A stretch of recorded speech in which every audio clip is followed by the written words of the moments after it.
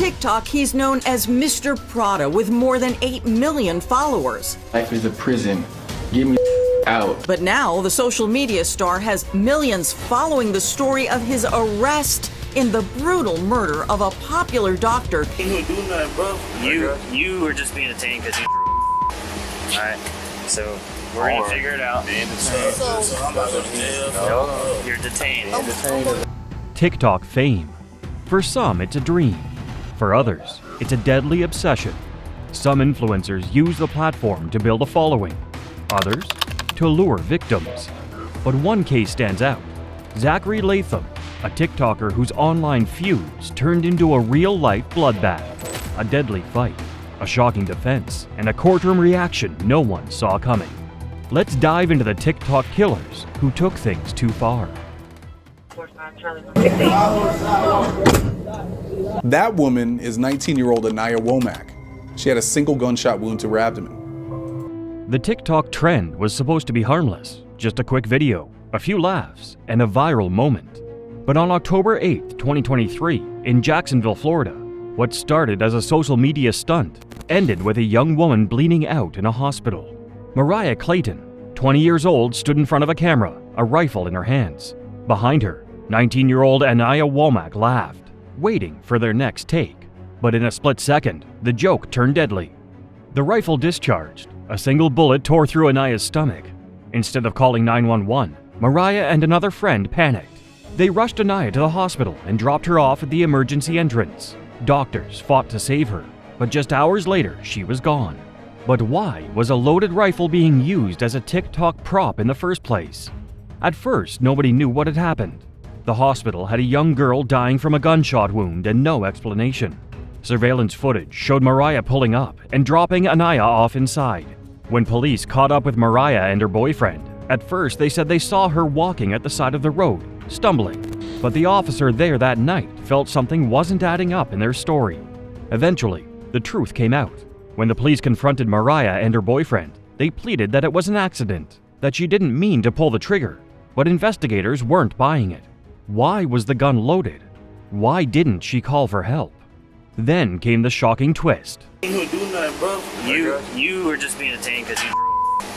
Alright, so we're gonna figure it out.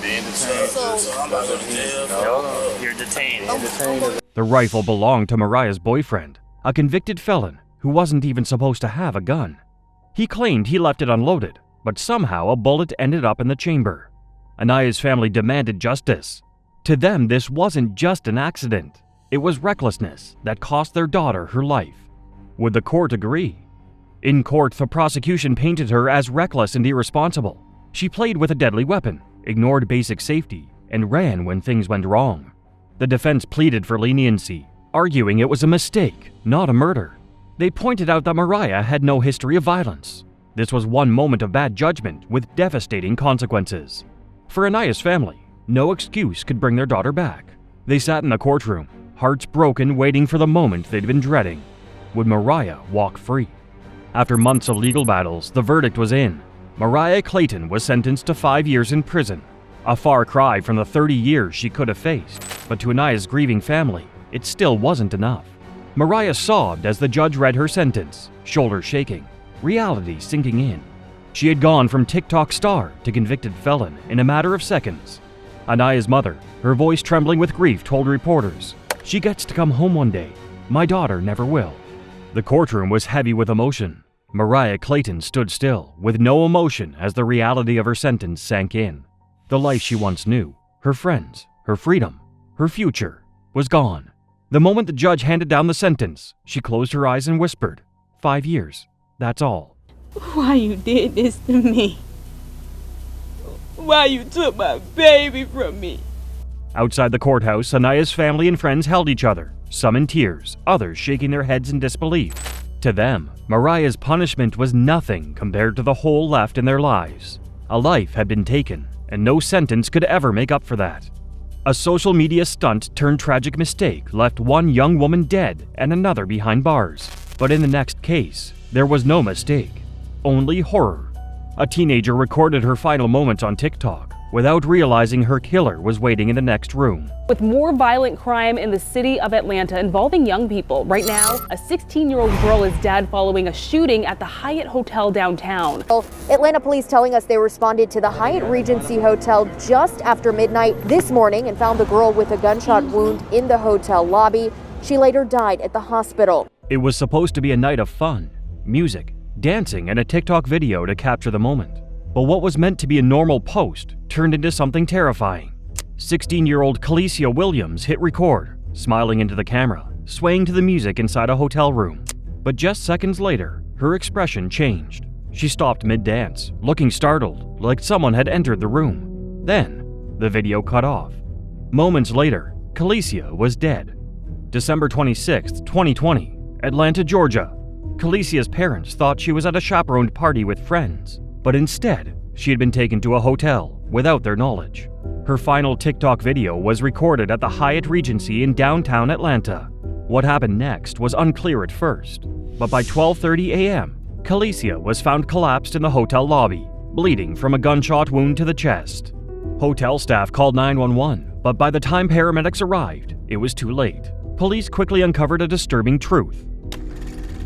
Kicia had been lured there under false pretenses. Instead of the supervised gathering she had told her parents about, she had been taken to the hotel by someone she trusted, but that trust would cost her everything. Security footage showed Kicia and a 16-year-old boy arguing in the hotel room. Just moments later, a gun went off. Police arrested the unnamed teenage suspect, charging him with felony murder, aggravated assault, reckless conduct, and possession of a firearm by a minor. Kilicia's parents were devastated, not just by her death, but by how long it took for them to be notified. They claimed they didn't learn about her passing until hours later, long after the suspect had already been taken into custody. But the biggest twist, Kicia wasn't even supposed to be there. A so-called friend had set up the hotel room, and according to her family, they had lied about the details of the night. Had they known, they would never have let her go. What started as a simple TikTok recording had ended in a horrifying crime scene. The suspect pleaded guilty and was sentenced, but because of his age, the details of his punishment were not publicly released. The decision left Kilicia's family feeling robbed of true justice. For them, no sentence could replace the stolen future of a 16-year-old girl who should have graduated, chased dreams, and lived a full life. Her case sparked conversations about social media dangers, teenage independence, and the risks of trusting the wrong people. Parents across the country watched in horror, realizing how quickly things can go wrong. That beyond the headlines and legal proceedings, a grieving mother seeks solace and closure in the face of a tragedy that has forever altered the fabric of her family. A young girl was gone, over a hotel party she wasn't even supposed to be at, over an argument that should never have turned deadly, and the final seconds of her life, captured on video, frozen in time, haunting proof of how quickly everything changed. A hotel stay turned deadly, leaving one teen's final moments captured on camera. But in the next case, the crime was far more calculated. A TikTok influencer with millions of followers was hiding a dark secret, one that ended with a brutal murder and a body dumped on the side of a road. TikTok, he's known as Mr. Prada with more than 8 million followers. Life is a prison. Get me out. But now the social media star has millions following the story of his arrest in the brutal murder of a popular doctor. Terrion Thomas, better known online as Mr. Prada, had built a following on TikTok with his flashy lifestyle and bold personality. But behind the curated posts and viral clips, there was a dark reality lurking beneath the surface. On January 24th, a brutal crime shocked his audience and left one man dead. The truth behind what happened would unravel a chilling story of deception, violence, and a deadly cover-up. On January 26, 2024, the body of 69-year-old therapist William Nicholas Abraham was found on the side of Interstate 12 in Tangipahoa Parish, Louisiana. Wrapped in a blue tarpaulin, the discovery sent waves of shock through the community. Investigators determined that Abraham had suffered blunt force trauma, and it didn't take long before a prime suspect emerged, Terrion Thomas. Thomas, just 20 years old, was well known for his extravagant social media presence. But as police dug deeper, they uncovered disturbing details. Surveillance footage showed Thomas and Abraham together just days before the murder. Phone records placed them in close proximity, and evidence found at the crime scene directly linked Thomas to the killing. Then, an even more shocking twist. Thomas fled the state, leading authorities on a multi-state manhunt before being captured in Dallas, Texas. His arrest was caught on video, showing the once confident TikTok star in handcuffs, avoiding eye contact with the cameras. After being extradited back to Louisiana, Terrion Thomas initially faced manslaughter charges. However, as more evidence surfaced, prosecutors upgraded his charges to first-degree murder, meaning he now faces the possibility of life in prison without parole. Authorities believe Thomas lured William Nicholas Abraham into a deadly trap before attacking him, dumping his body wrapped in a tarpaulin and fleeing the state. Evidence includes security footage, digital records, and witness statements that paint a picture of a crime far more sinister than a moment of rage. The next day, Saturday, September 28th, around 11 a.m., surveillance video captured Abraham at an apartment complex off of Essen Lane. He was by himself. It appears that he was maybe going to look for the apartment. He was not seen alive again. In court, Thomas appeared calm and composed, a stark contrast to his flashy online persona. Gone were the expensive outfits, the designer brands, the staged confidence. Now he stood in a prison uniform, listening as the charges against him were read. The once rising influencer was now fighting for his freedom in a case that had gripped the internet. As Thomas awaits trial, both the prosecution and defense are preparing for what could be a highly publicized courtroom battle. His legal team argues that the killing was not premeditated, but prosecutors are pushing for the harshest penalty possible. If convicted of first-degree murder, Thomas faces life in prison without parole. If the charge is reduced, he could receive a lesser sentence, but the weight of his actions and the evidence against him may make that unlikely. For now, there's no final verdict, only a waiting game as the justice system moves forward. His next court date looms, and with it, the potential for a trial that will put every detail of his life and his crime under the spotlight. It's just been unbelievably painful. The worst thing that you would ever want to happen to someone that you love to die such a vicious, horrible, inhumane death. Abraham's family has spoken out, devastated by the brutal nature of his death. They described him as a kind and compassionate man who dedicated his life to helping others, only to have that life cut short in such a horrific way. Meanwhile, Thomas's social media following has turned into a battleground. Some of his past fans refuse to believe that their favorite influencer could be guilty, while others are shocked that the man they once admired could be involved in such a gruesome crime. As the trial nears, the world watches, waiting to see whether Terrion Thomas will spend the rest of his life behind bars, or if his legal team can find a way to change his fate. A social media persona built on luxury and confidence crumbled under the weight of a cold-blooded murder. But in the next case, a TikToker turned violent after a bitter feud with his neighbors, and what happened next left an entire community in shock. New at 6, an emotional farewell tonight to a New Jersey corrections officer killed, police say, by his neighbor. Eyewitness News reporter Howard Monroe is in Violent with more. It started as a neighborhood feud, but ended in bloodshed. Zachary Latham was obsessed with TikTok fame, and he knew exactly how to get it, by picking fights with his neighbors and posting the encounters online. He taunted them, threatened them, and even pulled a knife on them. But when one final confrontation turned deadly, the internet star found himself in a real-life courtroom, fighting for his future. Latham's bad blood with the Durham family had been brewing for months. William Durham Sr., a corrections officer and father of two, had had enough of the reckless behavior coming from the teen who lived down the street.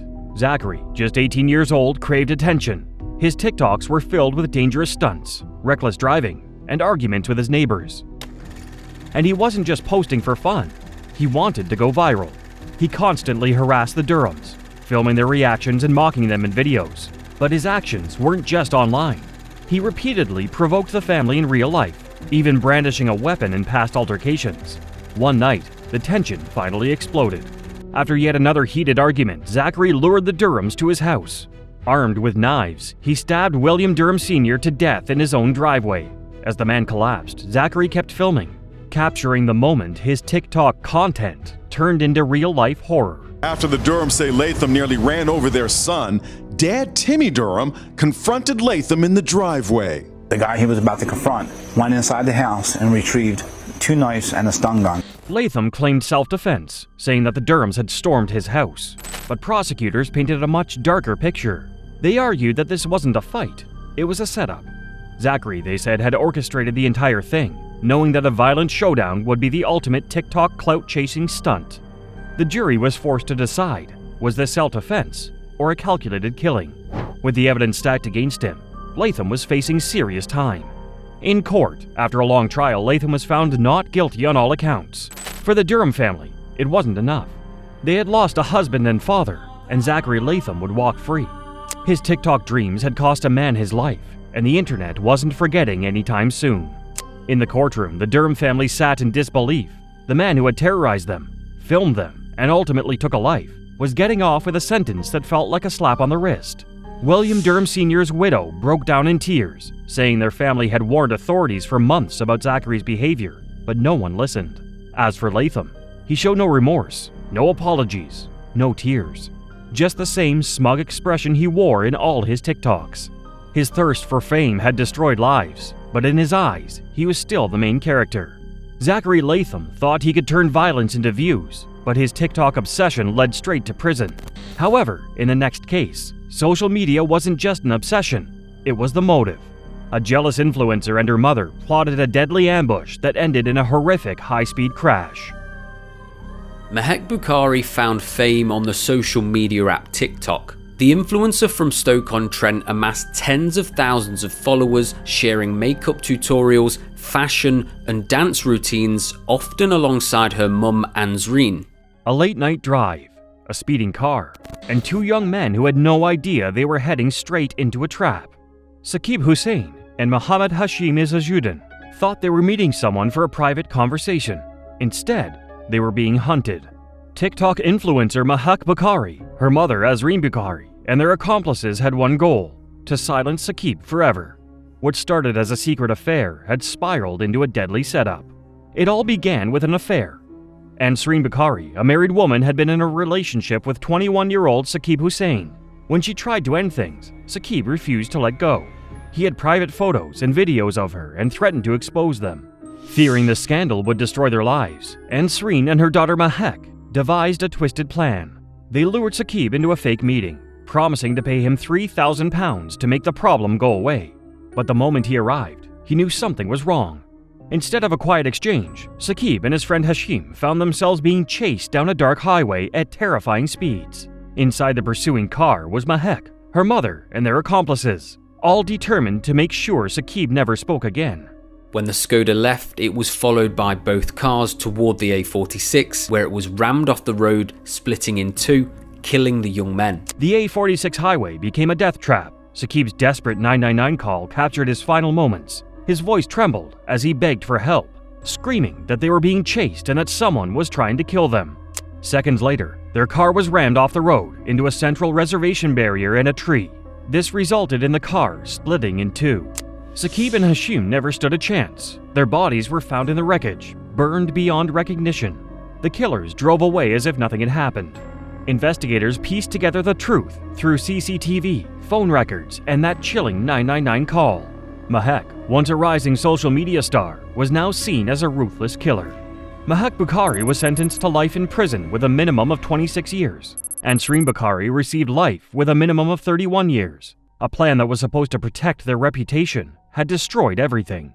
In court, the victims' families sat in shock and grief. Saqib's father couldn't hold back his rage and devastation, calling it a cold-blooded execution. Meanwhile, Mahek, once known for her TikTok dances and influencer lifestyle, sobbed uncontrollably as she realized her fame had turned into infamy. The influencer who thrived on attention would now be remembered for murder. Up next, Aaliyah Abulaban, a social media influencer whose double life took a deadly turn. His case is a disturbing mix of jealousy, betrayal, and cold-blooded murder. Okay. What can I get? Hey, handsome. What the fuck you call me?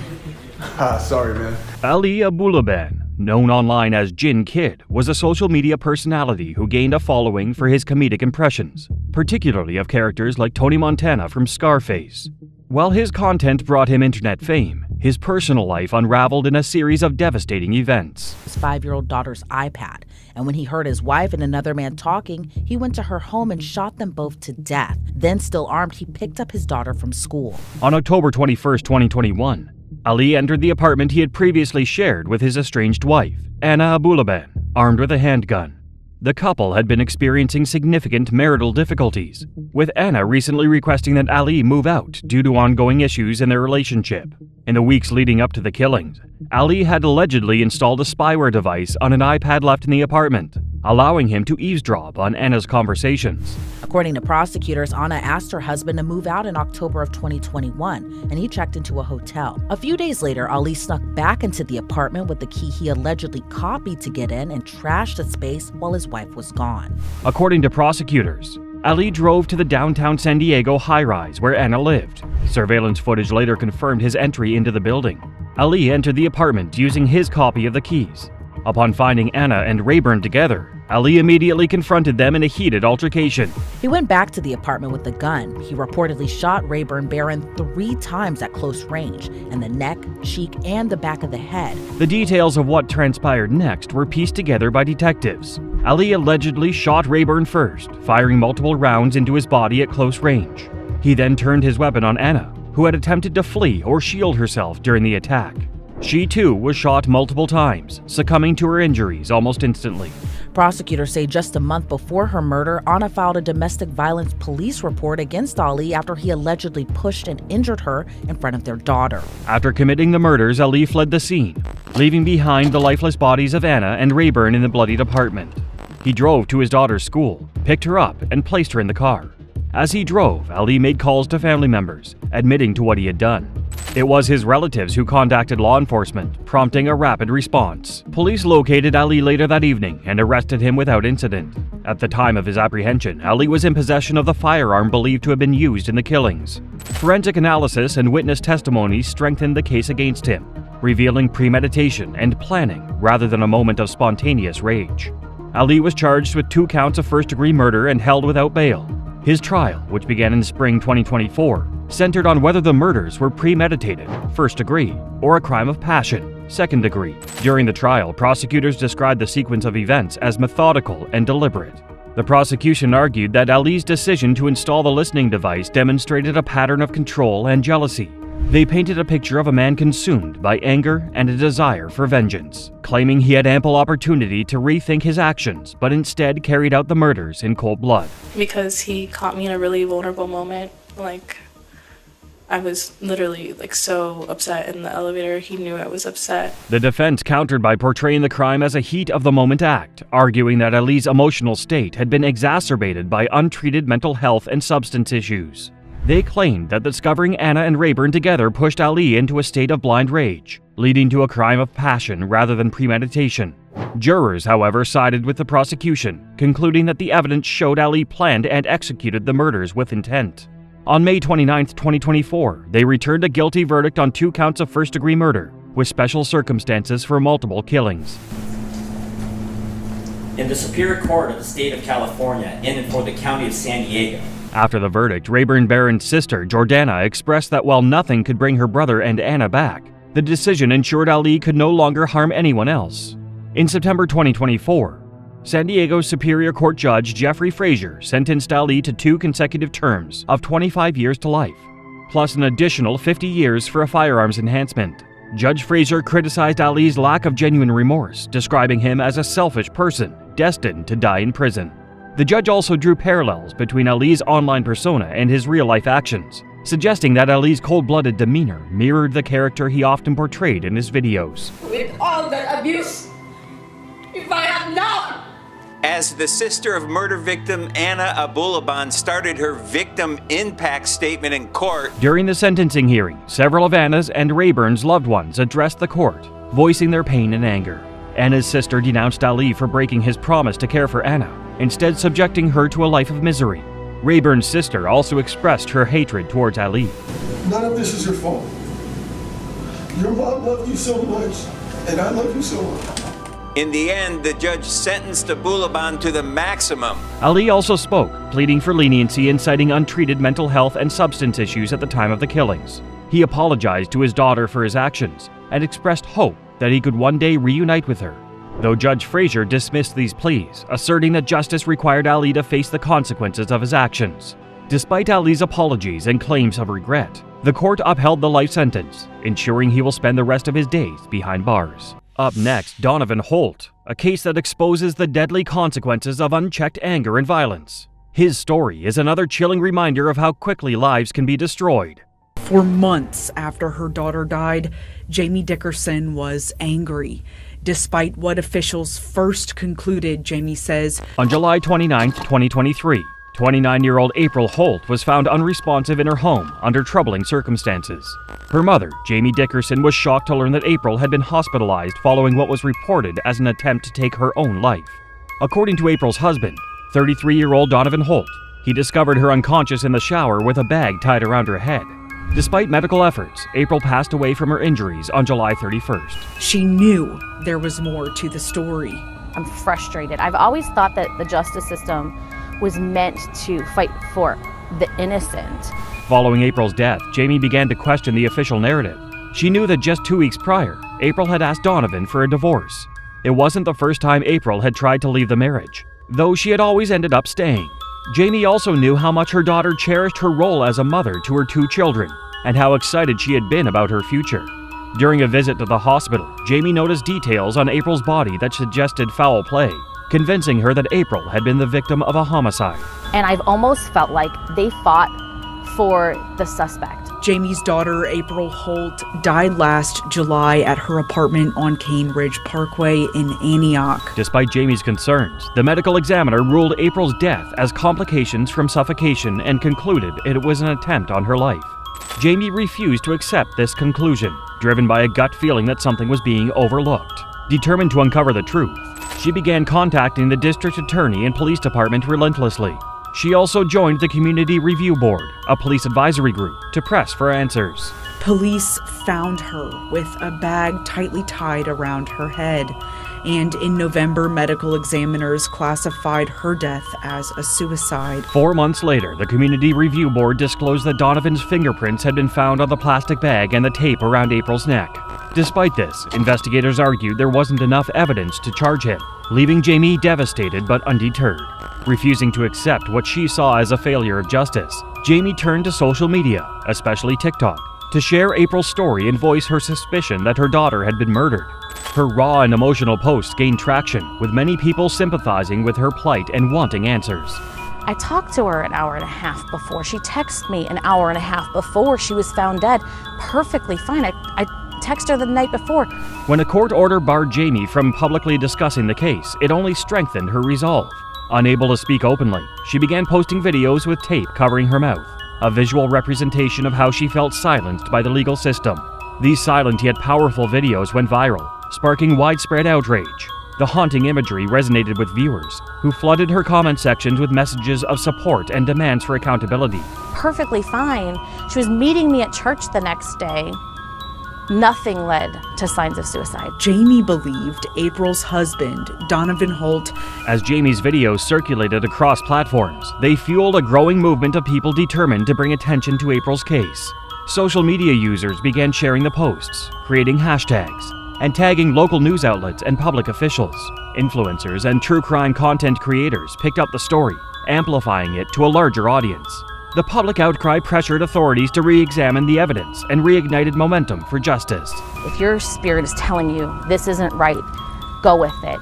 Keep digging. Don't just listen to the word closed case and say, oh, they can't reopen it. Jamie's persistence paid off when she sent Donovan a copy of the forensic report, hoping he would finally reveal the truth. To her shock, Donovan called her and admitted to strangling April, staging the scene to make it appear as though she had taken her own life. He confessed to placing a bag over her head and moving her body into the shower. In July 2024, the Metro Nashville Police Department Cold Case Unit officially recorded Donovan's confession. Jamie did keep digging, and just this summer, Donovan Holt, now living in San Antonio, finally confessed to killing April. A grand jury subsequently indicted him on charges of reckless homicide, evidence tampering, and false reporting.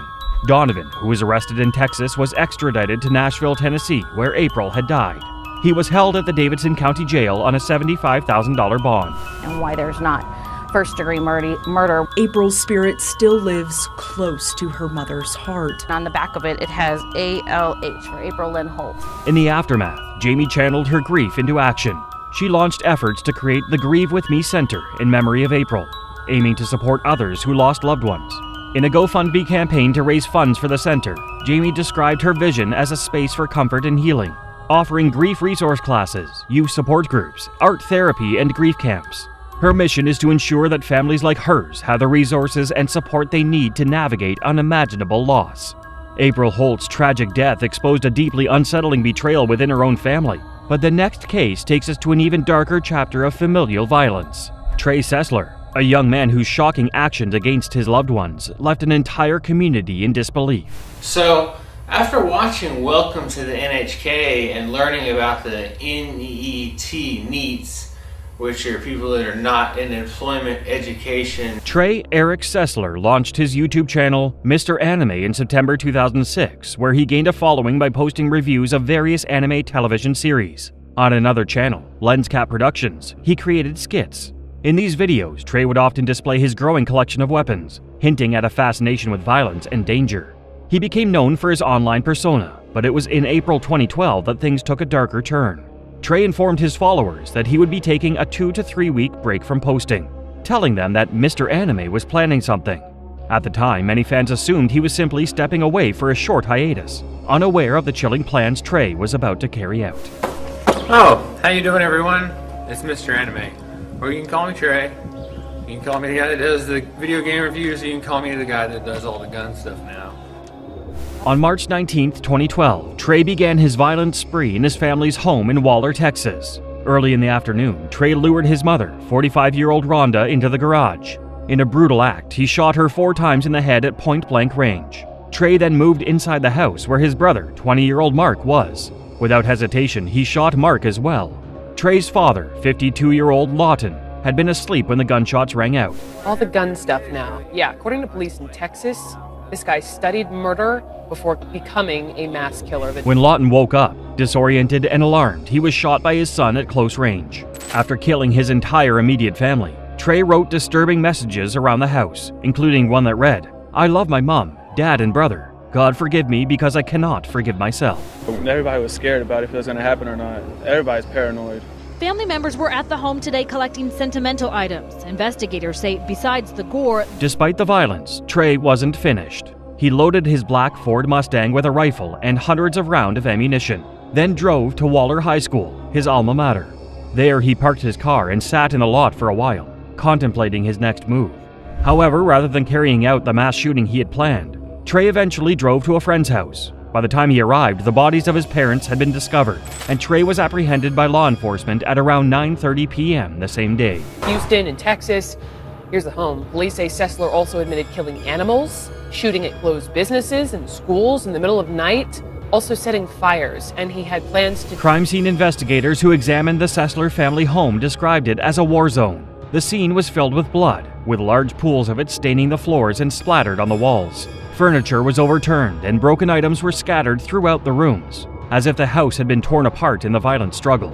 Bloodstains marked the path Trey had taken after each shooting, leading investigators to reconstruct the chilling sequence of events. Shooting large animals, has talked about setting a few small grass fires. He has taken rifles and shot at buildings. Trey was arrested and charged with the murders of his mother, father, and brother. During his police interview, Trey admitted to the killings, explaining that he had murdered his family to prevent them from feeling ashamed when he carried out a mass shooting at his former high school. However, Trey claimed that the reality of the situation hit him too hard, and he ultimately decided to back out of the attack. He acknowledged that the violent acts he committed were not an isolated incident, as he had previously engaged in violent behavior and confessed to killing animals and firing his weapons near schools late at night, though he had no prior criminal history before the murders. Officials say he researched serial killers online and even graded their work. He told investigators. Further investigation into Trey revealed that he had been heavily influenced by past mass murder incidents, particularly the Columbine High School shooting in 1999 and the 2007 Virginia Tech massacre. Trey had spent a significant amount of time researching both events and seemed to idolize the perpetrators. Authorities found that he had a document on his computer where he had graded and studied the actions of 8 different serial killers. This chilling insight into his mindset showed how deeply Trey had immersed himself in the world of mass violence and murder. A neighbor says Trey Cesler stayed here from time to time. He'd just pull up in his garage and stay however long, a couple of days, and Leave. In the days following the murders, Trey contacted other relatives, offering apologies for his actions. He expressed remorse, but many found it difficult to believe the sincerity of his words, especially after the horrific nature of the killings. The small town of Waller, Texas was left in shock as the community struggled to comprehend how such a brutal and senseless crime could unfold in their otherwise peaceful neighborhood. Top 8 serial killers graded about what action they took, but he also studied all kinds of mass shootings, just like the Columbine shooting and other school events. On August 2, 2012, Trey pled guilty to all charges against him, including 3 counts of first-degree murder. The judge sentenced him to life in prison without the possibility of parole, a sentence that would keep him behind bars for the rest of his life. Trey remained silent during the hearing, offering no further explanation for his actions. The decision to give him life instead of the death penalty left many residents of Waller feeling disappointed. They had hoped for a harsher punishment, believing that Trey's crimes warranted the ultimate penalty. Trey Cesler's horrifying actions against his own family exposed a deeply troubled mind. But the next case brings us to another shocking act of violence within a household. Claire Miller, a young girl whose actions against a family member left an entire community reeling. She stabbed her sister Helen, who had cerebral palsy, on the morning of February 22, 2021. Her parents testified at trial that they had lost Helen and didn't want to lose Claire as well to prison. In the early morning hours of February 22, 2021, the Manheim Township Police Department was called to the Miller family home after 14-year-old Claire Miller, who had an active TikTok presence, made a 911 call, admitting that she had killed her sister. When the officers arrived at the scene, they found Claire outside, standing in the snow with blood on her pajama pants. Claire led the officers inside, directing them to the bedroom where Helen Miller, 19 years old, lay lifeless. Helen, who had been born with cerebral palsy, relied on a wheelchair for mobility and was unable to walk. The Miller family had adapted their home to meet Helen's needs, ensuring that she had a safe and comfortable space to live. A teen accused of killing her sister will be staying in Lancaster County until her trial. 16-year-old Claire Miller will be tried as an adult. The judge determined Miller will stay in Lancaster County Youth. Claire was taken into custody immediately. Under Pennsylvania law, homicide is not considered a juvenile crime, meaning that Claire, despite her age, had to be charged as an adult. This legal requirement was not a decision made lightly, as it involved treating a young teenager with the same legal process reserved for adults charged with serious offenses. Claire Miller was a kid who had it all, but was obsessed with homicide. Citing thousands of text messages she sent a friend expressing a desire to harm someone, saying even though she loved her sister Helen, she stabbed her to death. The legal process that followed focused heavily on Claire's mental health. She was found to have been experiencing a mental health crisis at the time of the incident. In Pennsylvania, third-degree murder is defined as an unintentional killing that results from reckless or depraved actions. It is distinct from first-degree murder, which requires premeditation, and second-degree murder, which involves killing occurring during the commission of another serious crime. Claire Miller was sentenced to 12 and a half to 40 years in prison, pleading guilty to third-degree murder. Lancaster County judge overlooking the case determined. In 2023, Claire, now 16, pleaded guilty to third-degree murder. This plea was significant because it indicated that Claire accepted responsibility for her actions, but did not admit to premeditation or intent to kill. By pleading guilty, she acknowledged that her behavior showed a disregard for human life, which resulted in her sister's death. Miller was mentally ill but not mentally disabled when imposing the sentence. Back on February 22nd of 2021, Manheim Township Police discovered Miller's 19-year-old sister. During the sentencing hearing, District Attorney Heather Adams described the case as particularly tragic, emphasizing that Helen's vulnerability and Claire's actions made the situation even more painful. Heather Adams noted that while the mental health crisis Claire experienced was a factor, it did not erase her responsibility for Helen's death. The prosecutor pointed out that the court needed to balance the need for accountability with Claire's young age and mental state at the time of the crime. Via video conference, she's charged with killing her disabled sister Helen in their Manheim Township home in February. The judge ultimately sentenced Claire to 12 and a half to 40 years in prison. This decision aimed to hold her accountable for what had happened, but also left room for the possibility of rehabilitation over time. Claire's guilty plea and the subsequent sentencing highlighted the complex challenge of balancing justice with compassion, particularly in cases involving minors and mental health issues. In Manheim Township, called police a little after 1 a.m. and said she had killed her sister. Officers responded to the home where Claire pointed them to a bedroom. For the Miller family, this case was devastating on multiple fronts. They had already endured the unimaginable pain of losing Helen, who had been cherished and an integral part of their lives. The grief of that loss was compounded by the reality that Claire would now face years of imprisonment. Further, the family was left to try to come to terms with the painful contradiction of loving Claire and mourning Helen, knowing that the actions of one had changed their entire family forever. Claire Miller's tragic actions within her own family were shocking, but the next case reveals a tale of manipulation and greed with devastating consequences. Kelsey Turner, a former model whose entanglement in a deadly scheme, showed how far some will go to protect their secrets. Judy was worried about this woman, 25-year-old Playboy and Maxim model Kelsey Turner. Judy says Kelsey was extorting money from Dr. Burchard. Kelsey Turner was once a prominent figure in the adult modeling industry, appearing on the covers of Playboy Italia and Maxim, and amassing a considerable following on social media.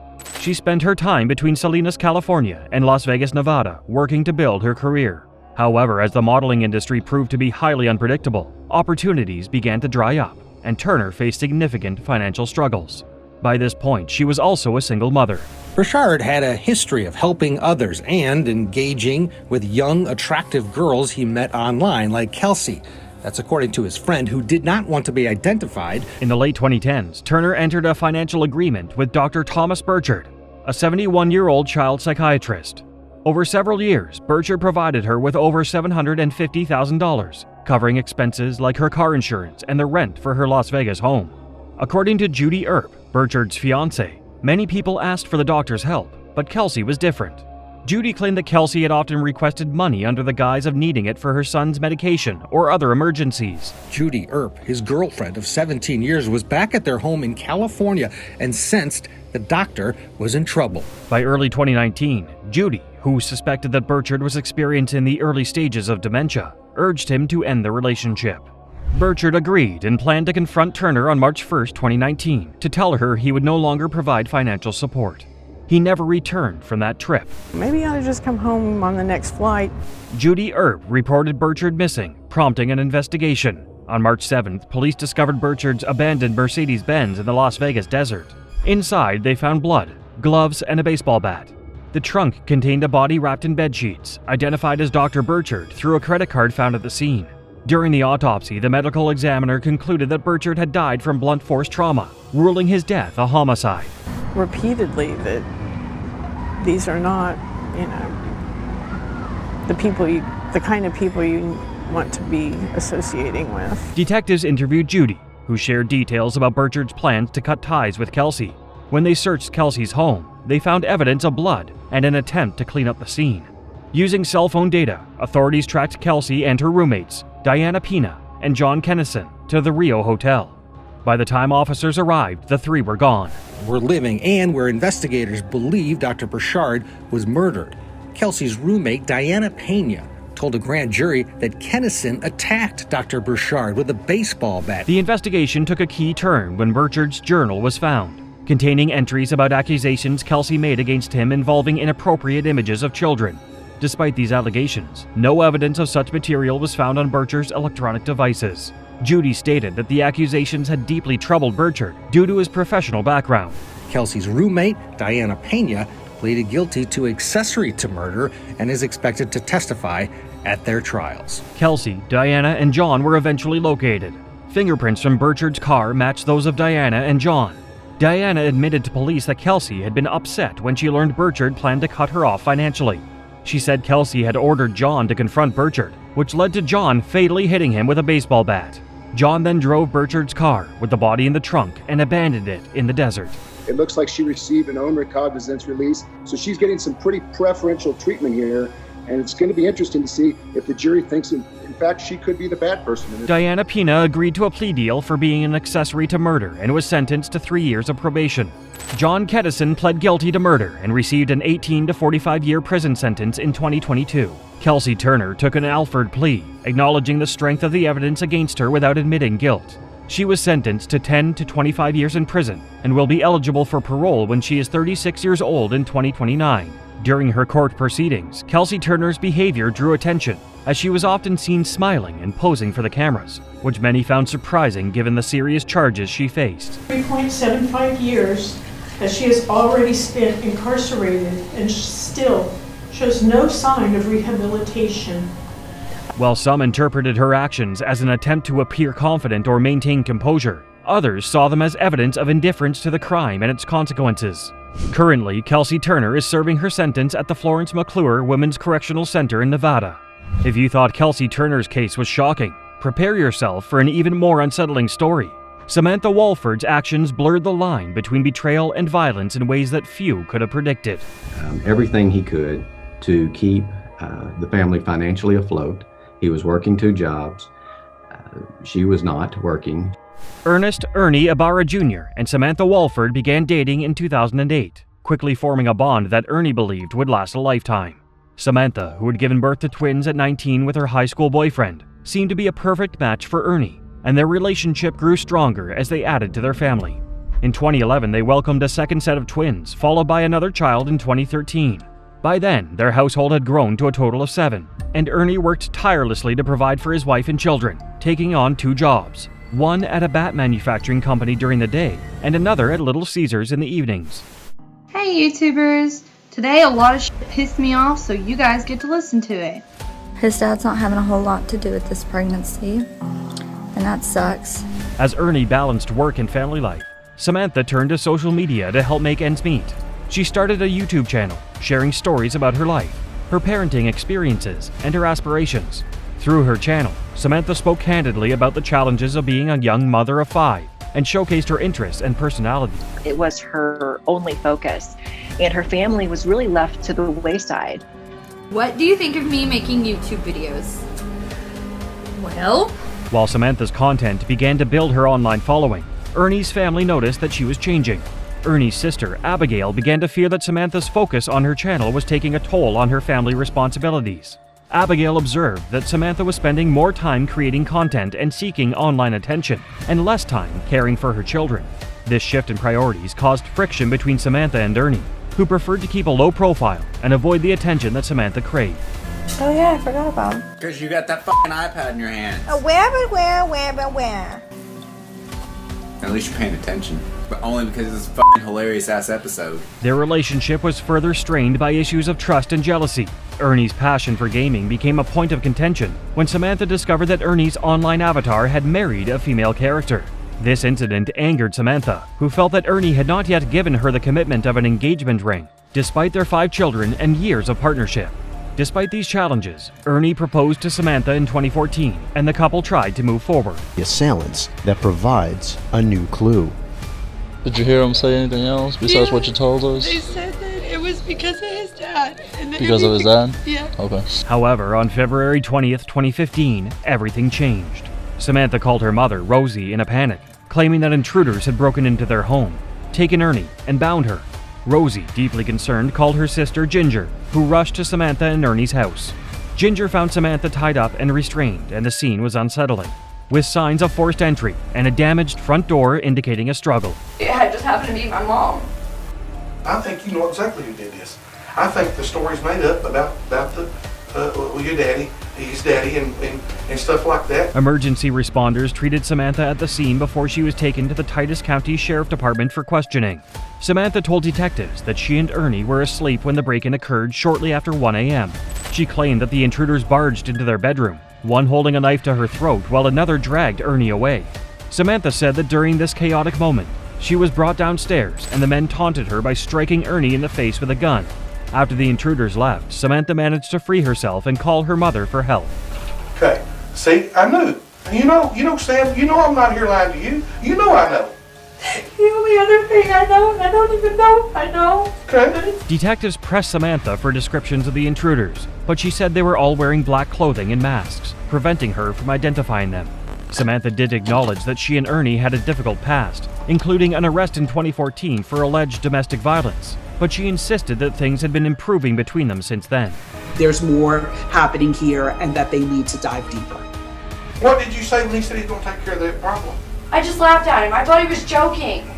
As the investigation unfolded, Samantha brought up a potential secret, Jonathan Kyle Sanford, known as Johnny Red.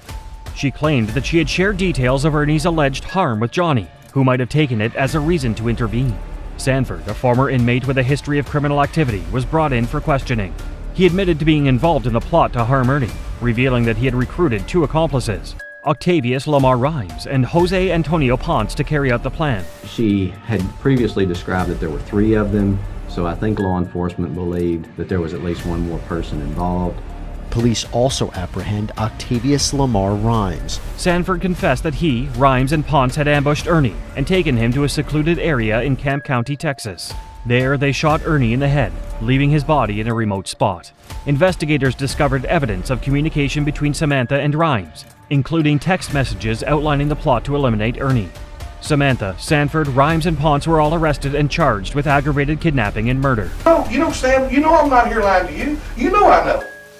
The only other thing I know, and I don't even know if I know, okay, but it's a suspicion. Okay. In April 2016, Sanford and Ponce accepted plea deals and were each sentenced to 50 years in prison. Rhymes' trial began in December 2016, and he was found guilty on all charges, receiving a 93-year sentence. Samantha's trial started in September 2017, where the evidence and testimonies revealed the extent of her involvement. She was found guilty and received a 99-year sentence for murder, to be served consecutively with her 50-year sentence for kidnapping. Money was a constant struggle. You know, her husband was working several part-time jobs. I've had a lot of people stop me and ask about how I deal with things. Honestly, it's hard. Although the public reaction to Samantha Wohlford's sentence was one of relief, it was ultimately a tragedy for everyone involved. Her 5 children are now left without both a mother and a father. They now face an uncertain future. Samantha Wohlford's calculated betrayal and manipulation led to a devastating crime. But the next case takes us to an even more shocking act of violence. Isabella Guzman, a young woman whose brutal actions against her own mother revealed a deeply fractured relationship.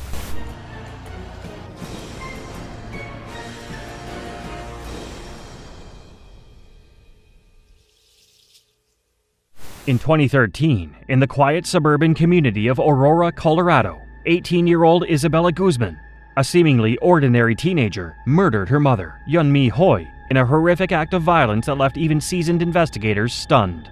Yeonmi Hoi, a 47-year-old mother, was stabbed more than 70 times in an attack so frenzied it left 79 wounds across her neck, face, and torso. The crime wasn't just tragic, it was deeply unsettling. And that her mom was concerned enough that she called police on August 28th. They came to the house and told Isabella that her mom could kick her out for her behavior. It seemed to calm her down. The night of the murder began with simmering tension in the family home. According to accounts, Yeonmi and Isabella had been arguing for weeks, their relationship strained to the breaking point. That evening, Isabella's stepfather was home when he heard the commotion upstairs. When he rushed to investigate, he found a horrifying scene. Isabella standing over Yeonmi's lifeless body, the floor covered in blood. In a state of shock, her stepfather could do little as Isabella fled the house. Guzman's stepdad heard a thump, ran upstairs, and saw blood oozing out from under the bathroom door. Court documents indicate that he later saw Guzman exit the bathroom with a knife in her hand. Law enforcement quickly arrived on the scene, but Yeonmi Hoi was beyond saving. Officers and paramedics described the scene as one of the most gruesome they had ever encountered. A manhunt for Isabella began immediately. She was found the next day and taken into custody, charged with her mother's murder.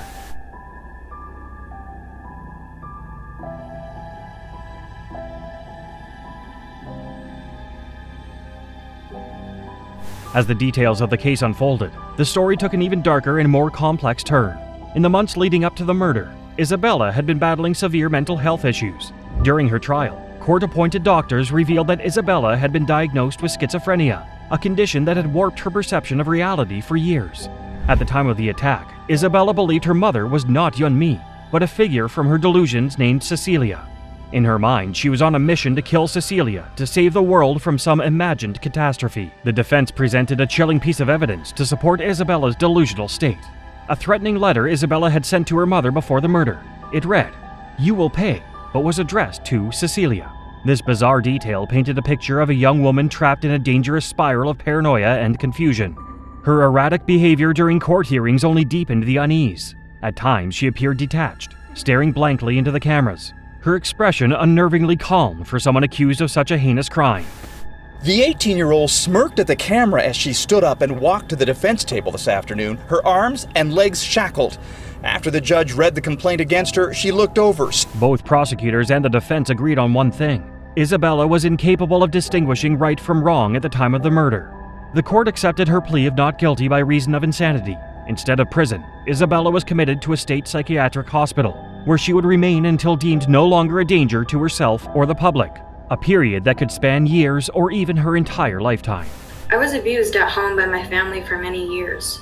My parents are Jehovah's Witnesses, and I left the religion when I was 14.